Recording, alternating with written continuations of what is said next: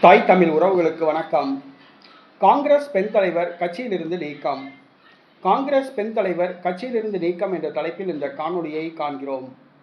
2026 தமிழக சட்டப்பேரவை தேர்தல் நடைபெறுகிறது. தேர்தல் பிரச்சாரம் சூடுபிடித்துள்ளது. இந்த சூழ்நிலையில் காங்கிரஸ் கட்சியில் கடுமையான குழப்பம் நிலவுகிறது. பணம் கொடுத்து வேட்பாளர் எம்எல்ஏ சீட் வாங்கினர் என்று பலர் குற்றம் சாட்டி வருகின்றனர். இந்த சூழ்நிலையில் மகளிர் காங்கிரஸ் தலைவர் ஹசீனா சையத் கட்சியிலிருந்து விலகியுள்ளார். தமிழ்நாடு மகளிர் காங்கிரஸ் தலைவர் ஹசீனா சையத் இவர் தேர்தலில் போட்டியிட விருப்ப மனு கொடுத்திருந்தார். ஆனால் அவர் கேட்ட எம்எல்ஏ தொகுதியை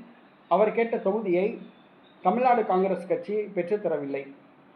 தமிழ்நாடு காங்கிரஸ் கட்சிக்கு ஒதுக்கப்பட்ட 28 தொகுதிகளில் ஒரு தொகுதி தனக்கு போட்டியிட விருப்ப மனு கொடுத்தார். அப்படியிருந்தும் அவருடைய பெயர் எம்எல்ஏ சீட் பட்டியலில் வேட்பாளர் பட்டியலில் இடம்பெறவில்லை. இதனால் அதிருப்தி அடைந்த ஹசீனா சையத் செல்வ பெருந்தகை மீது கடுமையான குற்றச்சாட்டுகளை கூறி கட்சியிலிருந்து விலகியுள்ளார். செல்வ பெருந்தகை மீது கடுமையான குற்றச்சாட்டுகள் சமீப காலமாக குற்றம் சாட்டப்படுகிறது. அதாவது பணம் வாங்கி கொண்டு எம்எல்ஏ சீட் கொடுத்துள்ளார் என்று அவர் மீது குற்றம் சாட்டப்படுகிறது. இதற்கு செல்வ பெருந்தகை தரப்பு சரியான பதில் தரவில்லை.